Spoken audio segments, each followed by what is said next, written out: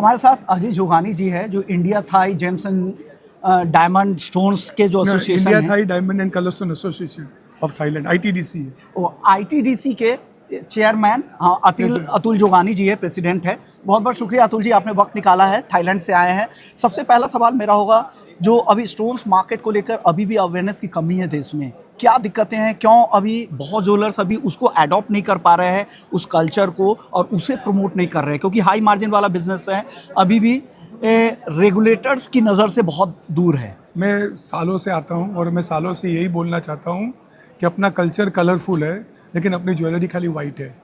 तो कल्चर, अपने जो ज्वेलरी भी कलरफुल होनी चाहिए, लेकिन एक्सेप्टेंस क्यों नहीं है कि basically India is the diamond market सालों से, तो एक कल्चर डायमंड का ही आ गया है। लेकिन अभी धीरे धीरे हम देख रहे हैं कि कलर स्टोन का यूज़ हो रहा है, और मार्केट पुश करेगा कलर स्टोन को। जैसे आपने बोला हाई मार्जिन बिजनेस है, तो जैसे डायमंड में अगर मार्जिन नहीं होगा तो हाई मार्जिन में कलर स्टोन का यूज़ ऑटोमेटिक होने लगेगा। लेकिन अभी भी जो कलर स्टोन इंडिया में यूज़ हो रहा है, वेरी लोअर एंड यूज़ हो रहा है।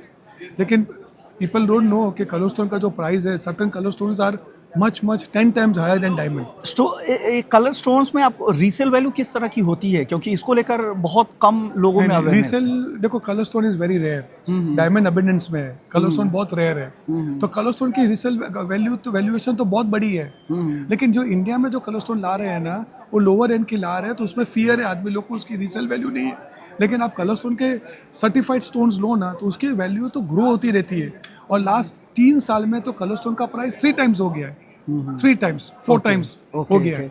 कौन सी ऐसे स्टोन से कलर स्टोन जिसके मार्केट यहाँ पे अभी भी है, पेनिट्रेटेड है, लोगों के अंदर उसको लेकर अवेयरनेस भी है, या अभी दूर है? देखो रूबीज बहुत फेमस है, एमरल्ड है, सफायर में थोड़ा उनको जिंक्स है कि भाई सफायर नहीं भाई कहीं नहीं पहनना चाहिए, तो है। लेकिन रूबी और एमरल्ड का मार्केट तो बहुत है, बड़ा है, और धीरे धीरे सेमी प्रेशियस स्टोन भी यूज हो रहा है। लेकिन मैं आपको कहना चाहता हूँ, लास्ट 4 साल में तो डायमंड मर्चेंट हूँ, लास्ट 4 साल में डायमंड में प्राइस बहुत गिरे हैं और कलर स्टोन में प्राइस 4 टाइम्स हो गए।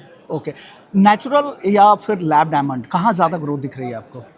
अभी देखो natural diamond is getting tough competition from lab grown, तो अभी लैब ग्रोन का पेनिट्रेशन बहुत बढ़ गया है, बहुत बढ़ गया है। थाईलैंड में क्या चलता है, किस तरह लैब की डिमांड ज़्यादा है? थाईलैंड में नेचुरल है, थाईलैंड में अभी धीरे धीरे लैब ग्रोन पेनिट्रेट हो रहा है, लेकिन अभी भी market, old market, traditional market में नेचुरली चल रहा है। आपको क्या लग रहा है, लैब ग्रोन मार्केट में कुछ रीसेल वैल्यू नहीं है, इस वजह से भी लोग वहाँ बहुत ज़्यादा सिर्फ फैशन के तौर पे इसको देखते हैं?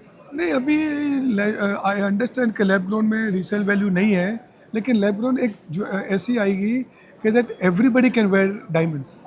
जैसे आप थाई रेशा की बात करोगे ना, तो उन्होंने एक कैप्शन डाला था, everybody can fly.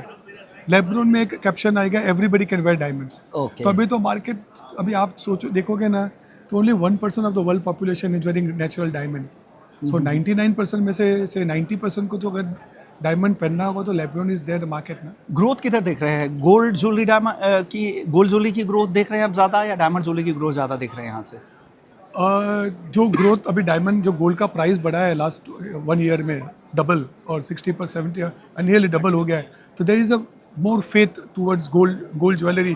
People know cashable है, कभी भी गोल्ड ज्वेलरी कैशेबल है। थाईलैंड में क्या बिकता है ज़्यादा, गोल्ड ज्वेलरी या डायमंड ज्वेलरी या स्टोन्स वाली चीज़ें ज़्यादा? थाईलैंड में सब कुछ है, लेकिन gold is a uniform preference for Thai people. अगर कोई यहाँ से जाके अगर बैंकॉक में या थाईलैंड के किसी भी शहर में जाके अगर बिजनेस करना चाहे, तो उनके लिए क्या अपॉर्चुनिटी है? ऑफ कोर्स थाईलैंड में बहुत बड़ी अपॉर्चुनिटी है। थाईलैंड और इंडिया में पहले तो FTA था, अभी FTA नहीं है, लेकिन थाईलैंड और आसियान में FTA है। अगर आप थाईलैंड में फैक्ट्री खोलो और आपको पूरे आसियान में, सिंगापुर, मलेशिया कहीं भी बेचना हो, तो कोई ड्यूटी नहीं है, ड्यूटी फ्री कारोबार, टोटल ड्यूटी फ्री बिजनेस आप कर सकते हो, टोटल ड्यूटी फ्री।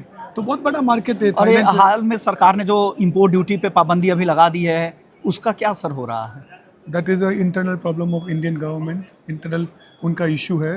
लेकिन थाईलैंड में तो कुछ प्रॉब्लम नहीं है, थाईलैंड में तो इट्स ओपन मार्केट, आप आके वहाँ धंधा कर सकते हो।